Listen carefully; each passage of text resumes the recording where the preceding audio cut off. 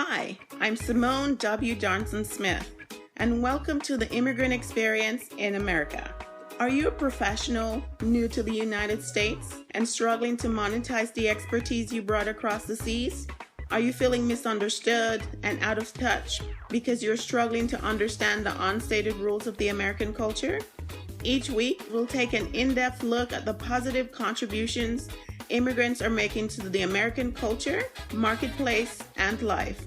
Our intention is to serve as a bridge from your culture to the American culture, giving you a roadmap of tools and the language to understand the unstated rules of the American culture. Let's get started. Welcome, listeners, to another episode of the Immigrant Experience in America, where we amplify and humanize the experiences of immigrants in the United States. We are so happy that we're building a human library of immigrant stories. And today we have another great one for you. We have Evelyn Swaim, who is an accomplished senior marketing executive with a passion for driving measurable impact and results. She has built and led high-performing teams for some of the world's most innovative and disruptive companies. For example, Tibco, Spotfire, Progress, Software AG, Nuance, Blue Prism, and Immersive Labs. In those companies, Evelyn has built brands, led category design, scaled revenue and bookings growth, and secured market leadership through a digital-first, account-based, data-informed, integrated marketing approach. She has spent the last 20 years in the technology sector, and we're happy to have her on the show today. Good morning, Evelyn, or good afternoon. Good afternoon, Simone. So very pleased to be on this podcast with you and share with others my journey and my story. Do you have anything additional you'd like to tell us about what you've been doing in the last few years? And, where does your family originate and where did you move from to the United States? Yeah, sure. So maybe we start from the beginning. So I am a Filipino immigrant. I was born in the Philippines and had a really kind of a very modest beginning, is what I would say, and came to the United States when I was 12 years old. My mother had remarried and moved here actually 2 years before I did. And then my brother and I then followed suit 2 years later and moved initially to Mississippi. So that was an interesting journey for me because it was down south. I was probably the only Filipino that they had ever seen. I don't know that they had ever come across a Filipino before, at least in the school that I was in. And I had never really experienced before, right, being surrounded with children of other descent or accents or color, and never experienced feeling like I was a fish in a fishbowl, basically, with everyone kind of looking at me, trying to figure out what I am and who I am. So that was my journey here. Very different, I think, from the country that I grew up in. In the Philippines, we are a humble people, hardworking people that really love community and culture and family. So I grew up in a very small town where everybody knew everybody and the doors were always open. You can walk in anytime and not have to be invited into the house. There was always food that would be offered to you and drink that's offered to you, even if it meant that the family is not eating something for dinner that night, will be offered to people that come in from the neighborhood. So that's what I grew up in, just that very, very welcoming culture. And then coming to the US, didn't really get that initial feeling right away, because again, right away, I think as an immigrant, you're being questioned, you're being assessed relatively quickly and right away when they first meet you. And, you get a sense of, wow, what do I need to do to belong here? And can I ever even belong? And as a 12-year-old, that was really kind of daunting, right? And I think as I got older, that sense of how do I make myself believe that I belong in any company, in any organization, in any community, just continues as a thread. Okay, so you've shared with us about what life was like in the Philippines when you were growing up. Anything additional as far as the culture and as you know, I know there's so many islands, and so if you speak with one Filipino, it might be different from another one based on where you were raised. What was life like for you? You were right. There are many, many different islands. In fact, there's over 70 dialects in the Philippines. There's, of course, one national language called Tagalog that everyone spoke. And English was basically our second language. Everybody learned how to speak English in primary school and secondary school. So talking to each other wasn't a problem unless you go deep into the provinces. Then you really need to know the dialect pretty well. Otherwise, you would have a hard time. It would be like going to a foreign country. But as I mentioned, the culture is very welcoming. Food, music, family, and religion are probably the four things that I remember very clearly about growing up in the Philippines, right? I mean, growing up, I think I went to church 3 times a day. I remember thinking that I wanted to be a nun because I was in church so much. Food, even though it wasn't in abundance, it was a way to bring people together, right? I remember like eating on banana leaves, like when there would be these festivals, there would just be food that would be brought in, and so it was a way to bring people together, the food. And then you would have music as well. People would self teach themselves. You will hear a lot of people sing and dance, teach themselves how to play the guitar, and music was just all around. And then, as I mentioned, family. Family is probably the most important thing that is true today of the Filipino culture. It certainly was when I was growing up, and it's true today in my own family. Family comes first, no matter what. And the way that there's this thing of communal living when I was there, where my aunts and uncles lived in the same basically structure, right, in their own little apartment or bungalow, but we all stayed very close together. And your oldest sibling would then take care of the younger siblings and make sure that those siblings got their education. So once the oldest sibling graduated and worked, the money that you would earn would go back to the family. And I think that's still true today. That still happens. You hear of immigrants from the Philippines that come to this country that send their money back to their families in the Philippines to help support those families. So that's still very true today. Right. As do a lot of people from other countries around the world as well.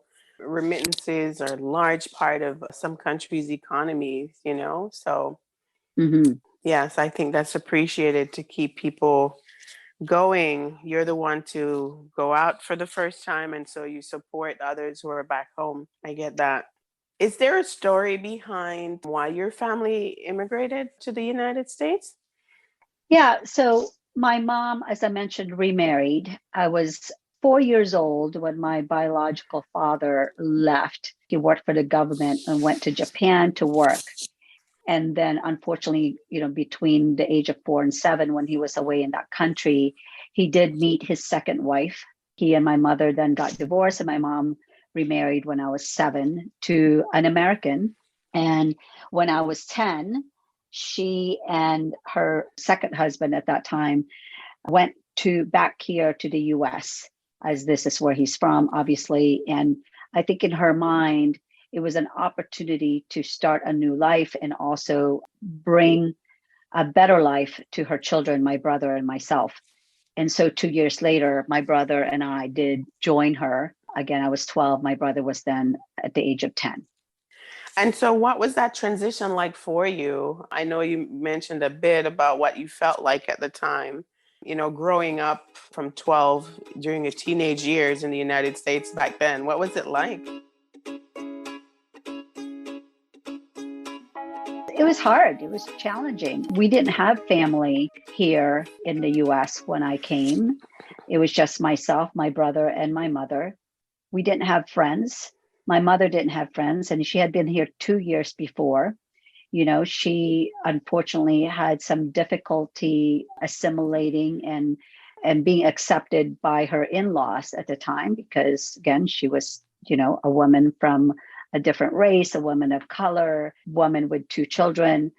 So there were a lot of things I think were getting in the way of her feeling like she belonged. So when we came here, my brother and I came here, there was a feeling of isolation when we first got here, because again, no family, no friends, no roots, and had to really find our way. And myself as a teenager, you can imagine I had no one to really talk to about the things that were going on, both, with my body, with the direction that I felt my life was going to. How do I make friends in this country that didn't understand me? My language, my English was still broken. I remember being made fun of because of the way that I pronounced certain words when I was growing up. And, just the way that I would dress, because we were from very, like I said, low income, humble, modest, beginnings. So it was a challenging time coming here at that age. Wow. And were you all later able to find a Filipino community, you and your brother? How did things pan out later on, maybe in your 20s as you went off to college? How did that turn out? We moved eventually from Mississippi to Virginia. So there was more Filipinos in Virginia. So we did get to meet some Filipinos there, and, kept us close to our culture at that point in time.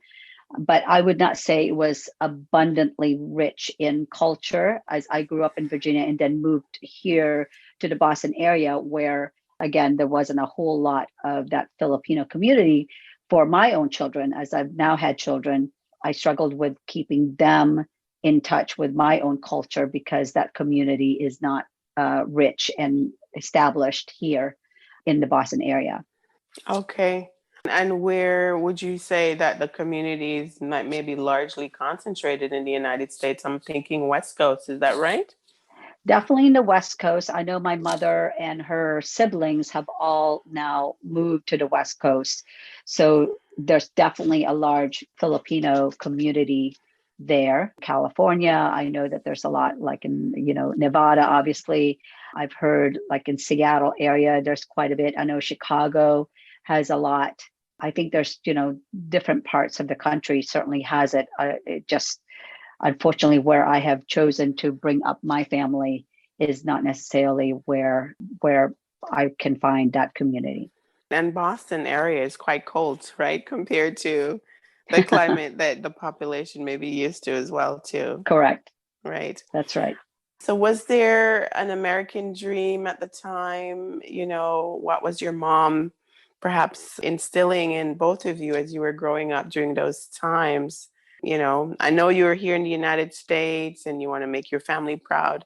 So what were things that you were thinking about at that time going off to college, and what were your goals? Yeah, I think for me, it was really, I wanted to be successful, right? My mom, when we came here, worked in like a lens factory, making contact lenses. She always had two jobs. So she was a bartender at night. She worked in a lens factory during the day. I had to take care of my brother. And I knew as when I grew up, that wasn't the life that I wanted to have for myself or for my own family.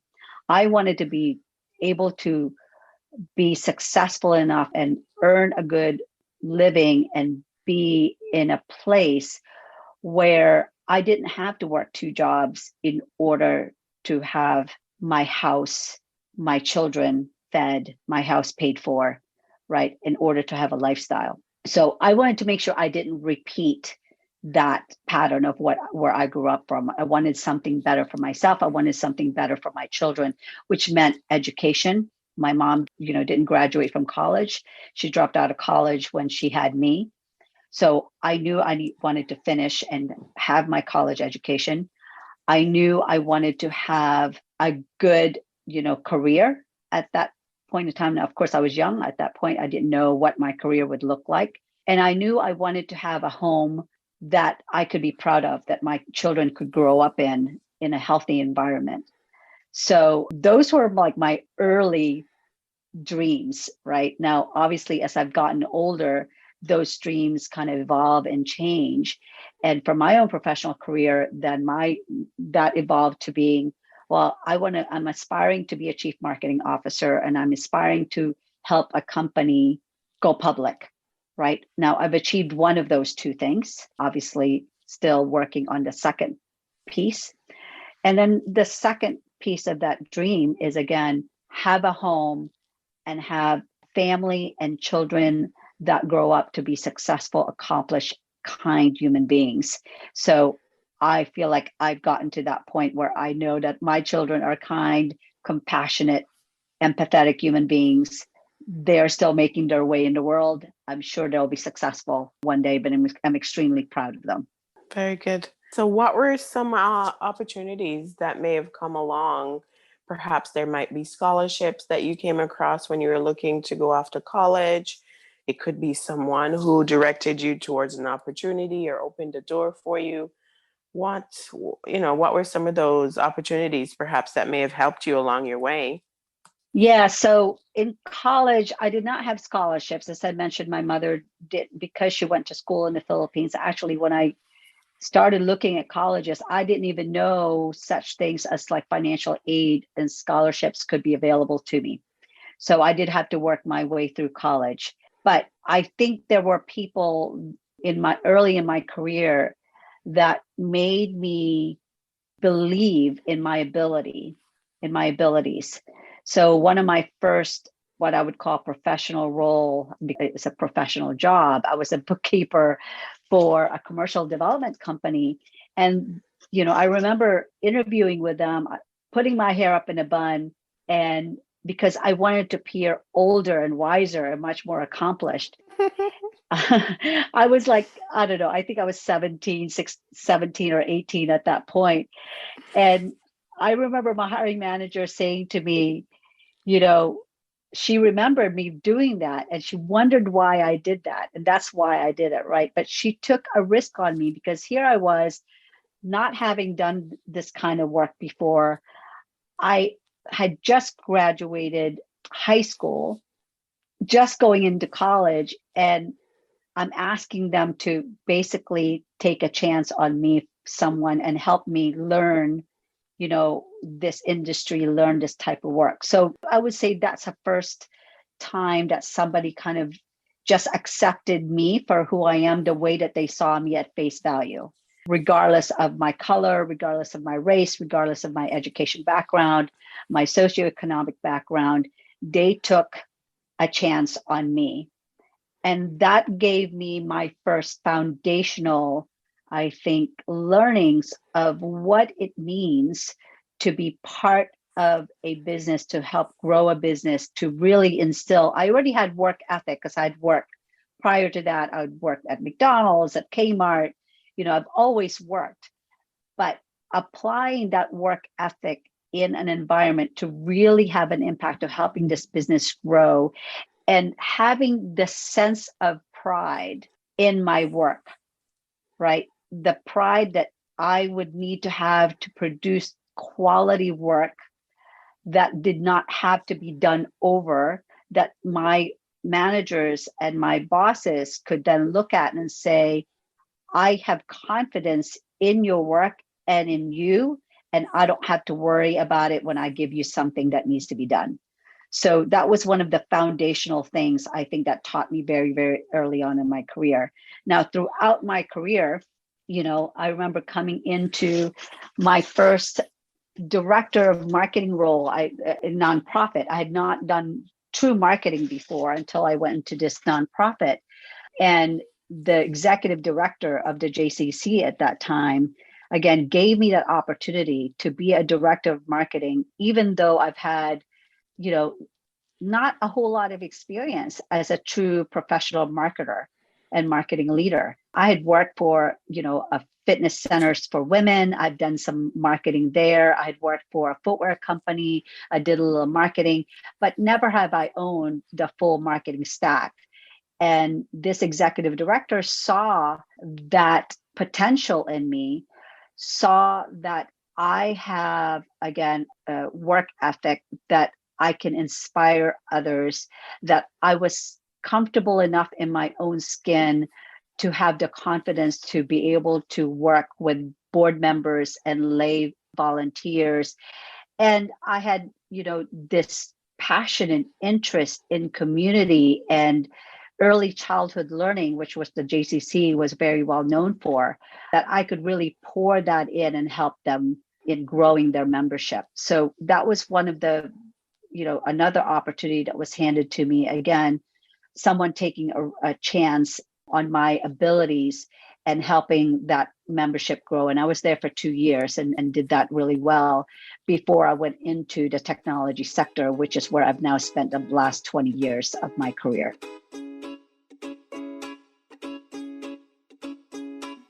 Okay. And on the other hand, were there some challenges as you sought to advance your career, being a woman, being an immigrant woman, being, from another country, a woman of color? How did that work out for you as you sought to advance in your career? There's definitely challenges that happen. And I think, it's in technology where it's a very male dominated sector. And in leadership, now I'm fortunate in marketing, there are a lot more women in the discipline of marketing. But as you go up the ranks in leadership, I do think that there is a little bit of a hurdle that sometimes happen women. And what I'll say is, as a woman, when you're in a room, whether that's the boardroom, whether that is a meeting with just your peers or other leaders, and you might be one of 2 women in a room of 20. And as a woman, I've always been a very direct communicator. When you speak with confidence and provide your opinion or challenge others, you get labeled, right, as a woman, which is unfortunate. But I think you put on top of that, and for me, again, growing up as a Filipino woman with not really having the role models as I grew up, because I left my country very early, came here and didn't have those role models. Grew up where, you respect your elders or people that are ahead of you. I wasn't taught in my young age to speak up, right? So I think as I was early on in my career, my first hurdle was letting my voice be heard, because I didn't know that I could do that. And then once I overcame that hurdle, I would then have a voice. Then it's the perception I would have from those that were around me. 1, being a woman, and 2, being an Asian American coming into this country as a Filipino woman, and feeling like you have a little bit of that imposter syndrome that also comes about. So those challenges are there. And I think, you just work on it every day. And as I've matured in my career, I've learned how to develop my own skills. I may have had some gaps, and having that self-awareness and just continue to develop myself so that I can then gain the confidence that I now have in my own capabilities, in my own abilities, and then have the gravitas.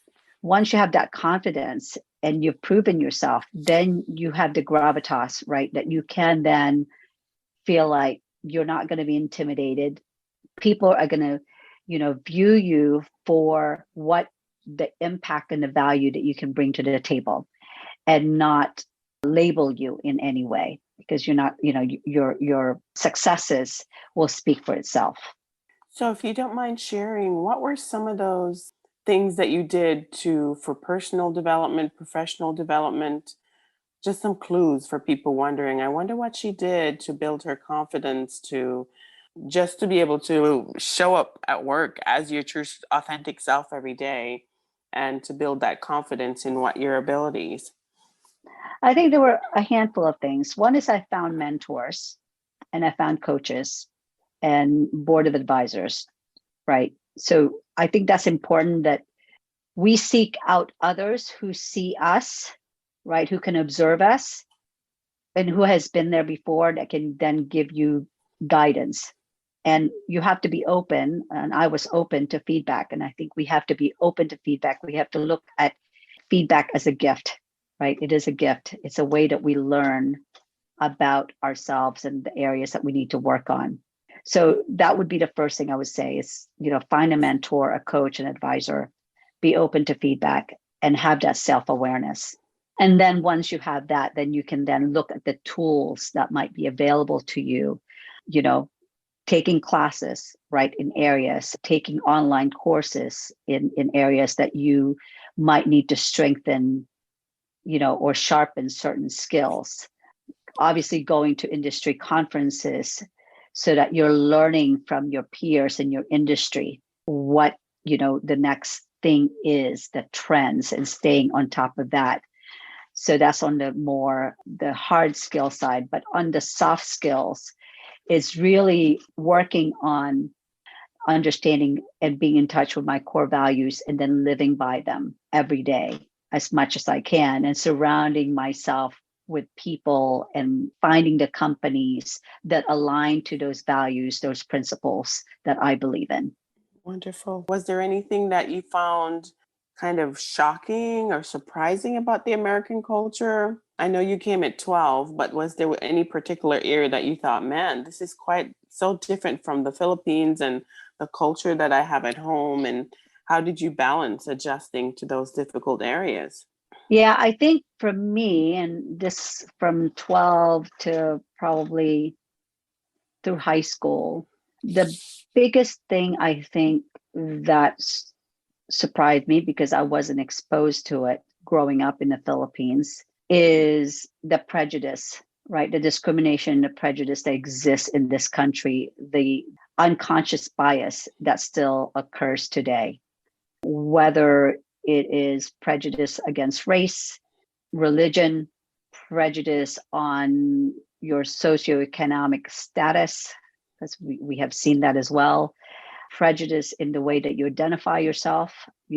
I have both my children identify themselves as gay men, and they've taught me a lot. So even myself, I have to kind of think about, do I have unconscious bias myself?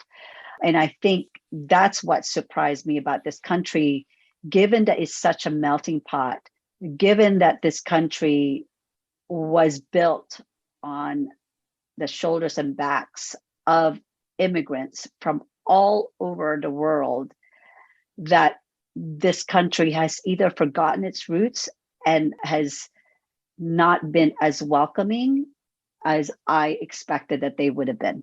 Wow.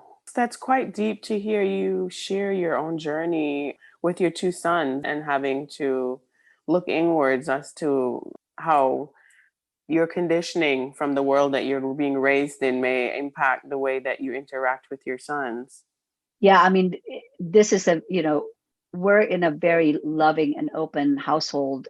I have always welcomed and have encouraged them to be their true selves. And they remind me that all the time. Mom, you taught us to be who we are and not to shy away, to who we truly are, and be authentic. So I am, as I've said in the beginning of this, right, how extremely proud I am of who they've become, right, as young, grown adult men. Wow, that's just so powerful to hear. So I wonder, and you've alluded a bit to it, whether you've been able to show up as your authentic self at work, in social settings, or whether you've had to assimilate, integrate, to just integrate with other parts of the culture over the years. I think in the beginning, I assimilated, and I still find myself, I think all of us, when we first start a role, right, we're assimilating.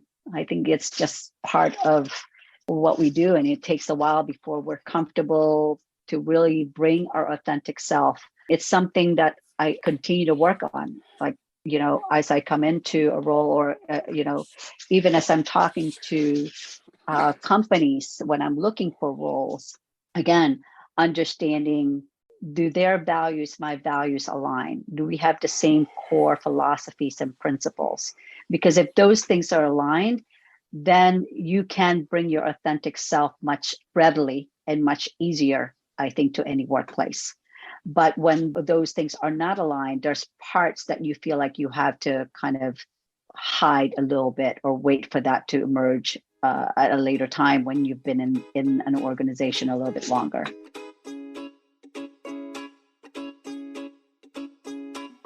Right. It's a tricky road to track for an immigrant because, we come in and we're so eager and happy to be here. We want to contribute our talents and our industriousness. That's typically we're happy to be here and to earn. This is the place that everybody dreams to be.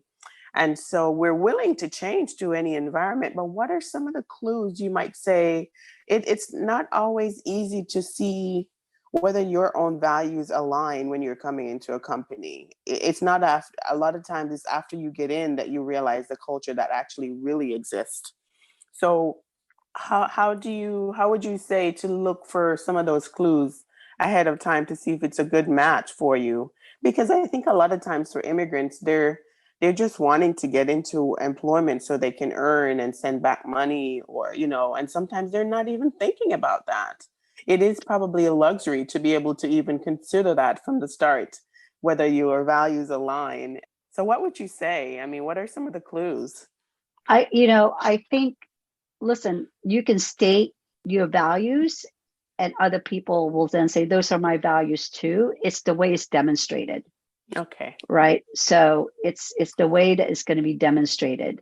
Like, are they, when you're talking, we're all in this hybrid world. We're talking on Zoom, right? It's so hard because you're not getting the signals from, visually, right? By the language, gestures, and the like. But are they actively listening? Are they giving you room to speak? Are they patient? Are they allowing you to speak? Are they interrupting? And if they do interrupt, are they catching themselves? Do they have that self-awareness, right? Listen for the words that they might be saying to you that might give clues, right? On whether they are truly inclusive, whether they really truly have an inclusive environment, right? Are they willing to listen to perspectives? Maybe ask, scenarios, put them in scenarios and ask them questions like, if somebody doesn't agree with you, how do you handle it? So I would say just be very intentional of the way that you ask the questions. And don't just look for the keywords. Oh, yes, they believe in integrity. Yes, they believe in transparency and they believe in inclusivity. Those are just words unless it's demonstrated. So that's what I would say. I remember when I was young in my career, one of the things took me back because one of the things that this was a CEO of a company that I worked for. And we were walking together and this person said to me, well, you really are living the American dream. And I didn't know what to make of that, right? As an immigrant, because like, okay, you're recognizing it as an immigrant. Are you saying that to be like, are you mocking me a little bit? Or are you truly saying, I'm glad that you're here and you're helping us? It wasn't clear to me what the intention was behind that statement. And I think that's where unconscious bias comes in.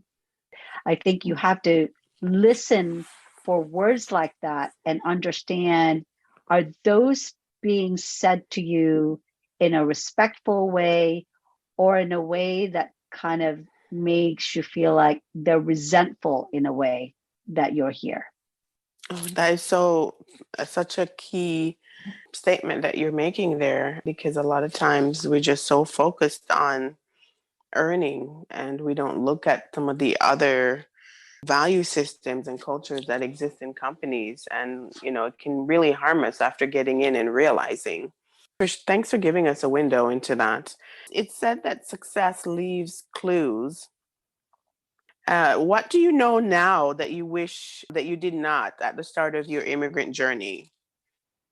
What do I know now?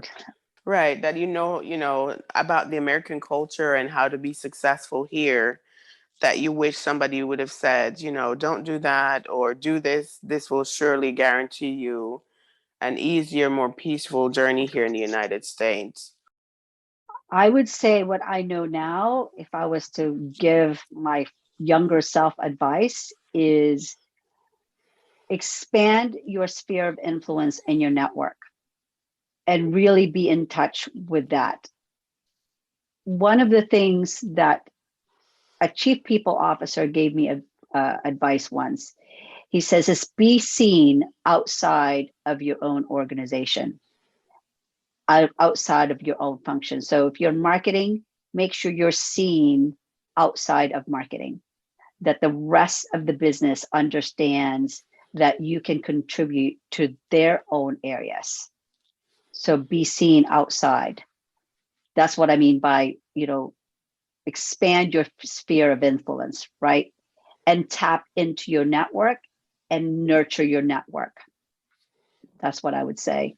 I would advise myself, my former young self, rather than just getting caught up in the work that you're doing and talking to your immediate peers and your teammates to collaborate, all important things, but you need to then think about, well, who else within the organization should I build a working relationship with?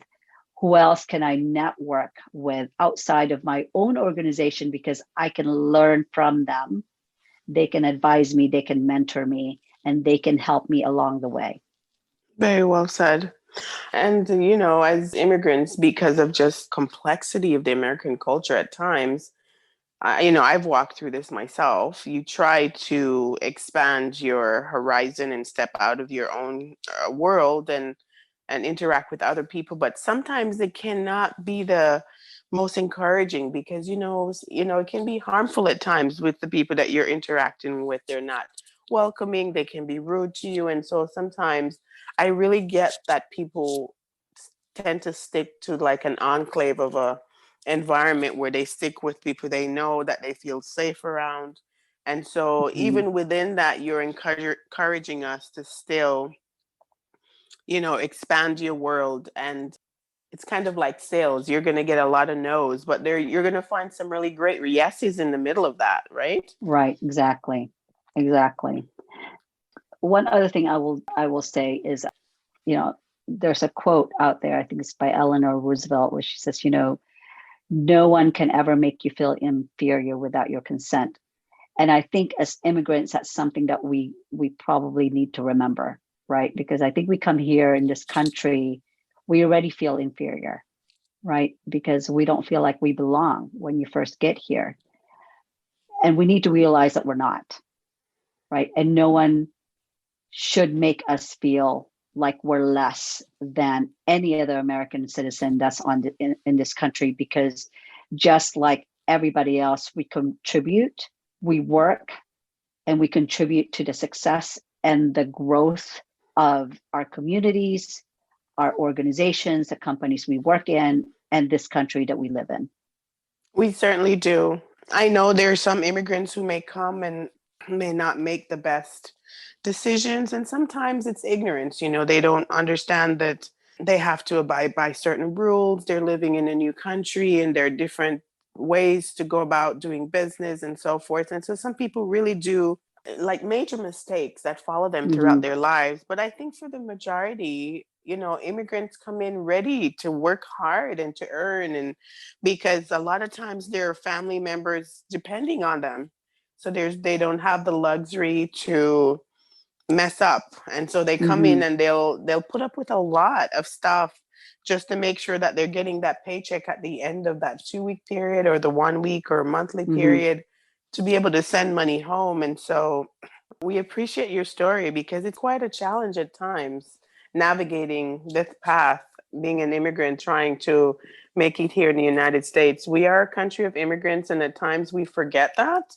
And Yeah. that's why we exist here on this podcast, is to remind everybody and talk about the successes and value that immigrants are adding every day.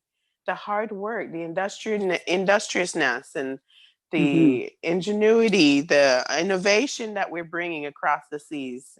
we're here to highlight that. And so I'm happy to have heard your story today. And I wonder, if do you do any coaching on the side? I know some of my guests do like life coaching and so forth. And do you have any services that folks may reach out to you?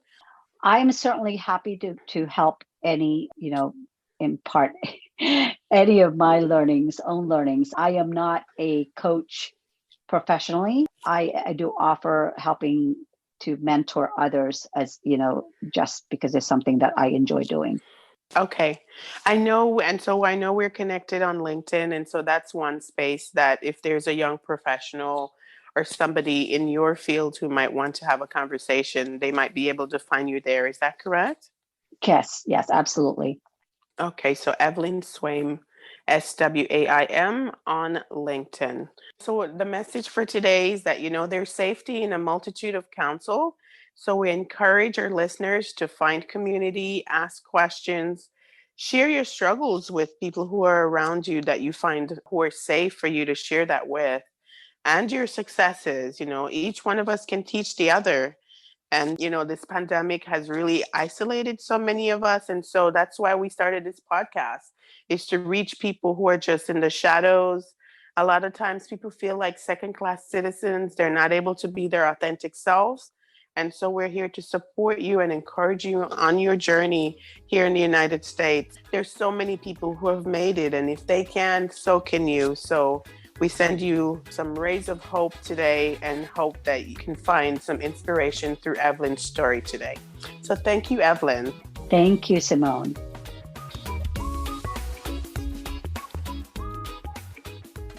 Tune in next week for another episode of The Immigrant Experience in America. As this is a new podcast, we welcome any and all support.